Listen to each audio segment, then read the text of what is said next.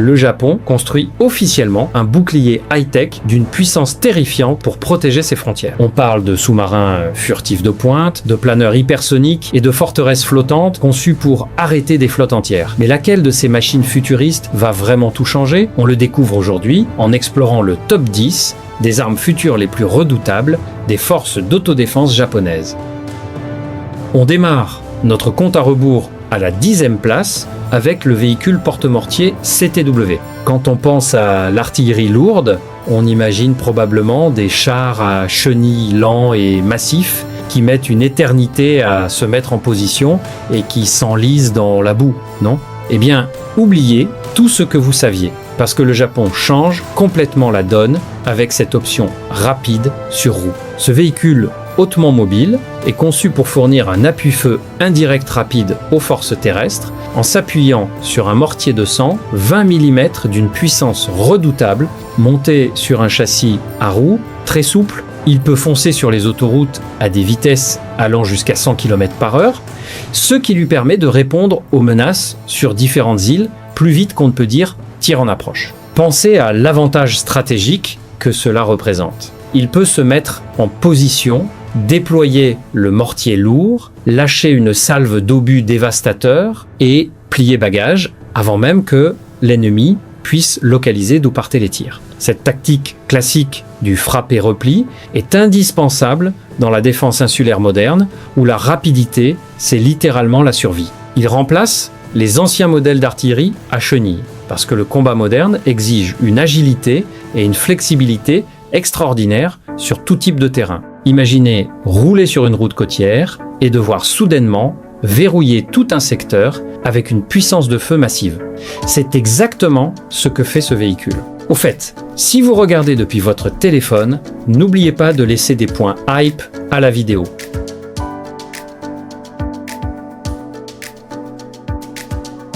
On passe à la 9e place avec les frégates 30 FFM, également connues sous le nom révolutionnaire de classe Mogami. En regardant ces navires, ils ressemblent moins à des bâtiments de guerre traditionnels qu'à des vaisseaux spatiaux furtifs du futur conçu pour glisser sur l'eau sans être vus. La coque présente des panneaux plats et élancés aux angles tranchants, spécifiquement étudiés pour dévier les signaux radars ennemis, faisant apparaître un imposant navire de guerre pas plus grand qu'un petit bateau de pêche sur un écran radar.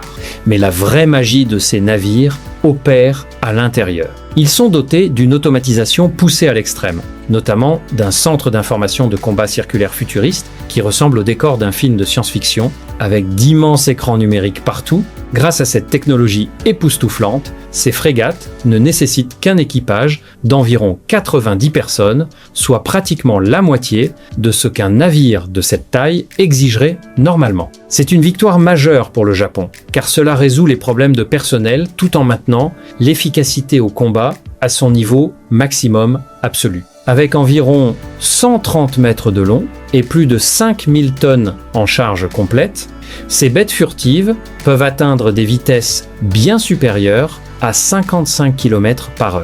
Elles sont équipées de systèmes sonars avancés pour traquer les sous-marins ennemis silencieux et peuvent même déployer des véhicules sous-marins sans pilote pour neutraliser les mines nautiques dangereuses dans les voies maritimes vitales. Ce sont en quelque sorte des couteaux suisses ultimes de la défense navale moderne, garantissant que les routes commerciales maritimes restent totalement ouvertes et sécurisées.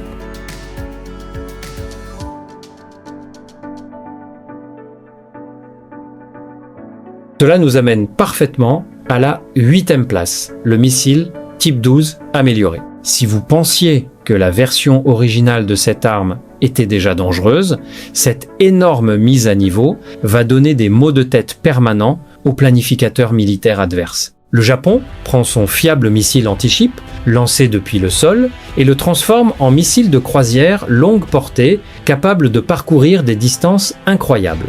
On parle d'étendre sa portée effective de 200 km à la bagatelle de 1000 km, avec des variantes futures visant encore plus loin. Cela signifie que les forces défensives peuvent frapper des cibles hostiles depuis une distance considérable et sécurisée, gardant le personnel bien à l'abri du danger. La version améliorée arbore également un design furtif hautement perfectionné, lui permettant de se faufiler à travers des défenses aériennes ennemies sophistiquées sans déclencher la moindre alarme. Si vous adorez suivre ces bonds technologiques hallucinants et voulez rester au courant des dernières avancées militaires, cliquez dès maintenant sur le bouton d'abonnement car on publie des vidéos aussi passionnantes que celle-ci tous les jours. Ce missile n'est plus limité au seul lanceur sur camion, puisque des plans sont déjà en cours pour l'adapter au lancement depuis des destroyers navals et même des chasseurs modernes. Il crée une immense bulle défensive invisible autour de toute la nation insulaire, forçant tout adversaire potentiel à réfléchir à deux fois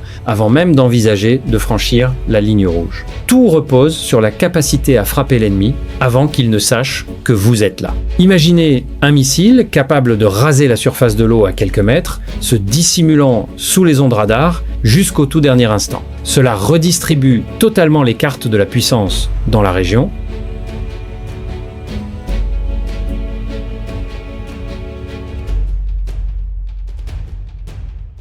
On arrive à la 7e place avec le véhicule de reconnaissance et de combat Type 25. Quand vous avez besoin de partir en éclaireur en territoire hautement dangereux, on n'envoie pas une simple voiture blindée ordinaire, on envoie une bête de combat capable de détecter des menaces à des kilomètres et de se battre pour s'en sortir si les choses tournent mal.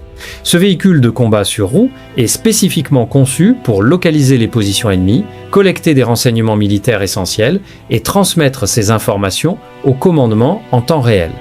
Il est équipé d'un mât de capteur high-tech imposant qui peut se déployer pour regarder par-dessus les obstacles, utilisant l'imagerie thermique et des caméras optiques avancées pour repérer des cibles à des kilomètres, dans l'obscurité totale ou dans la fumée dense des champs de bataille. Pour assurer sa propre défense, il est armé d'un puissant canon automatique, probablement autour de 30 mm, capable de percer facilement les blindages légers ennemis et les structures défensives avec une efficacité redoutable. Le design sur roue lui permet de parcourir les autoroutes et de traverser des terrains accidentés à des vitesses dépassant les 100 km/h, ce qui en fait l'outil idéal pour un déploiement rapide sur les zones de défense côtière. Il fait office d'yeux et d'oreilles principales pour l'ensemble du réseau militaire, se connectant directement avec ces missiles longue portée dont on vient de parler pour coordonner des frappes dévastatrices. Ce véhicule, c'est avant tout la conscience de la situation. Il garantit qu'aucun débarquement surprise ne pourra jamais prendre les forces principales par surprise.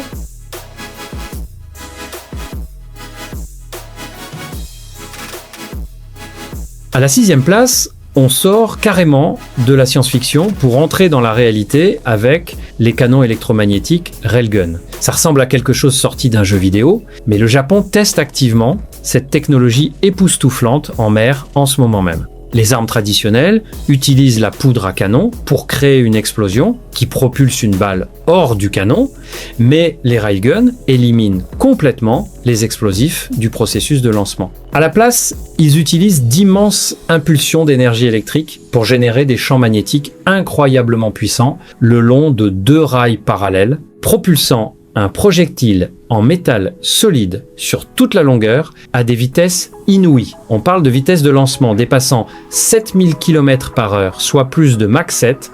À cette vitesse extrême, le projectile n'a même pas besoin d'ogives explosives, car la simple énergie cinétique générée à l'impact est plus que suffisante pour vaporiser instantanément une cible. Il peut être utilisé pour intercepter des missiles entrants incroyablement rapides, abattre des aéronefs avancés ou détruire des navires ennemis à des centaines de kilomètres de distance. Et comme les munitions ne sont qu'un bloc de métal dense, elles sont incroyablement bon marché à produire et parfaitement sûres à stocker en grande quantité dans le soute à munitions d'un navire.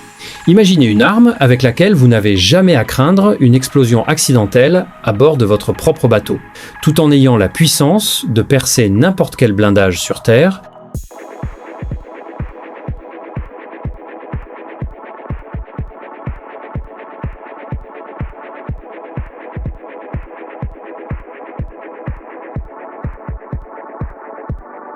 On passe à la 5e place pour se concentrer sur un atout vital qui passe souvent inaperçu, la classe Akashi. Quand la plupart des gens parlent d'armes futuristes, ils se focalisent toujours sur les missiles les plus brillants et les canons les plus gros, mais on ne peut pas remporter un conflit moderne sans des structures de soutien extraordinaires et des informations précises. La classe Akashi représente la prochaine génération de navires auxiliaires et de recherche océanographique ultra spécialisés du Japon qui tiennent secrètement toute la flotte défensive à bout de bras. Ces navires sont bourrés de capteurs sous-marins avancés, de réseaux sonars en eau profonde et d'équipements de cartographie spécialisés conçus pour lire le fond océanique avec une précision extrême. Pourquoi est-ce si incroyablement important ? Parce que comprendre exactement la topographie sous-marine, les températures de l'eau et les courants de salinité, c'est le cheat code ultime pour la guerre sous-marine. Ces données inestimables permettent aux sous-marins amis de se dissimuler parfaitement dans des vallées sous-marines profondes, tout en rendant pratiquement impossible pour les sous-marins hostiles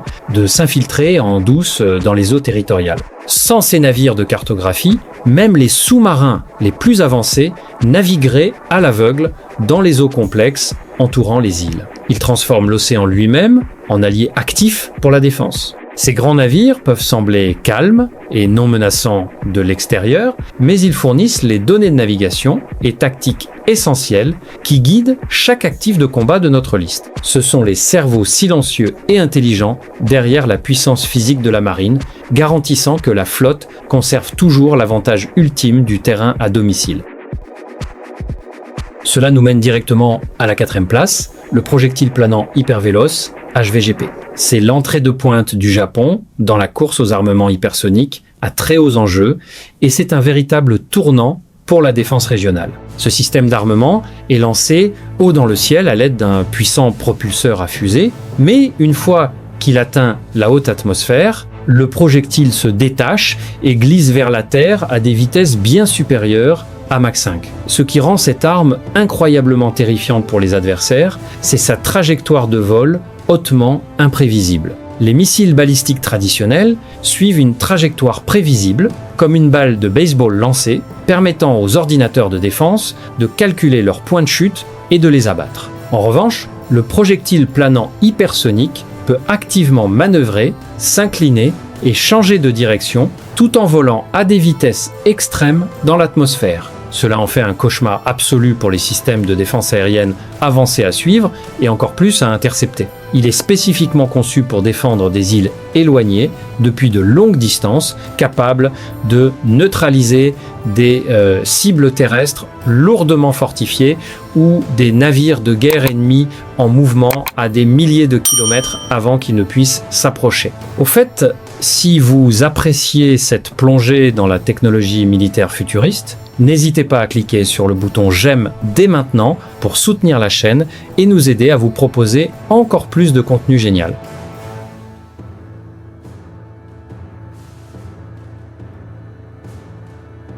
On monte à la 3e place avec une légende absolue dotée d'une tournure défensive unique, le Front 5 Lightning II. Le Japon fait l'acquisition d'une vaste flotte de ces chasseurs furtifs d'élite de 5e génération. Mais ce qui rend cette histoire vraiment fascinante, c'est la façon dont ils les utilisent pour redéfinir la puissance navale. L'acquisition comprend à la fois le modèle standard à décollage conventionnel et la variante spécialisée à décollage court et atterrissage vertical. Cette capacité d'atterrissage vertical est une affaire absolument majeure, car elle permet à ces jets furtifs avancés d'opérer directement depuis des destroyers d'hélicoptères modifiés, les transformant de fait en porte-avions agiles. Imaginez un chasseur furtif ultramoderne décollant depuis un pont de vol relativement réduit en plein océan, accomplissant une mission critique, puis se stabilisant pour atterrir à la verticale sur le navire. L'appareil est bien plus qu'un simple avion de chasse. Il fonctionne comme un superordinateur volant, capable de collecter d'immenses quantités de données en provenance des satellites, des navires alliés et des radars au sol. Il partage ensuite ce tableau de combat en temps réel avec l'ensemble du réseau militaire, permettant à chacun d'agir comme une seule unité cohérente.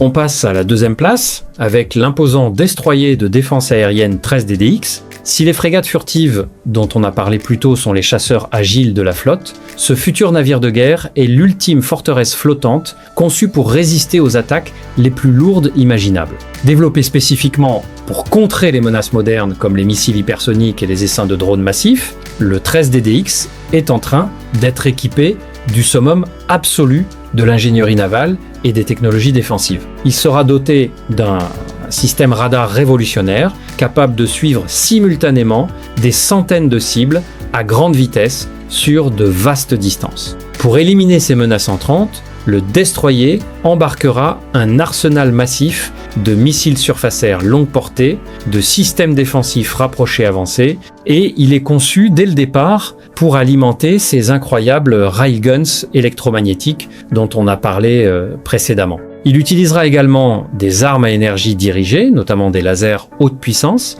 pour brûler les drones entrants et les petites embarcations en quelques secondes. Ce navire agit comme un bouclier impénétrable pour l'ensemble de la force opérationnelle navale, générant d'immenses quantités d'énergie électrique pour maintenir toutes ces armes futuristes et ces systèmes de suivi en fonctionnement continu. Il garantit que, même dans les scénarios de combat les plus intenses, les navires alliés restent totalement à l'abri des dangers venus du ciel.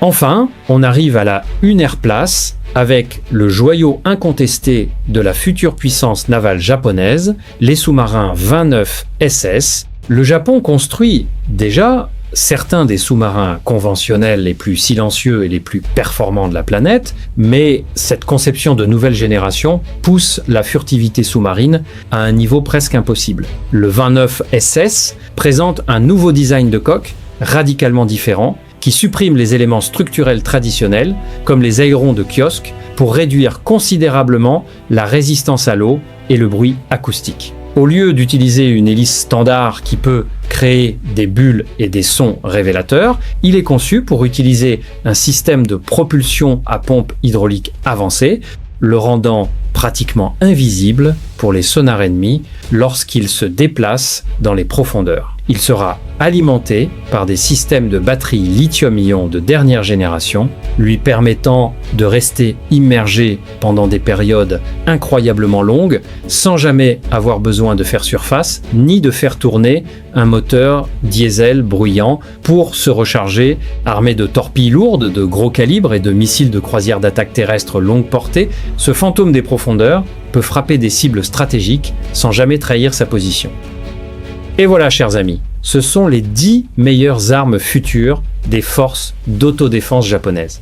Laquelle de ces machines vous a vraiment impressionné? Dites-le nous dans les commentaires ci-dessous. Et n'oubliez pas de liker et de vous abonner si vous voulez voir encore plus de classements comme celui-ci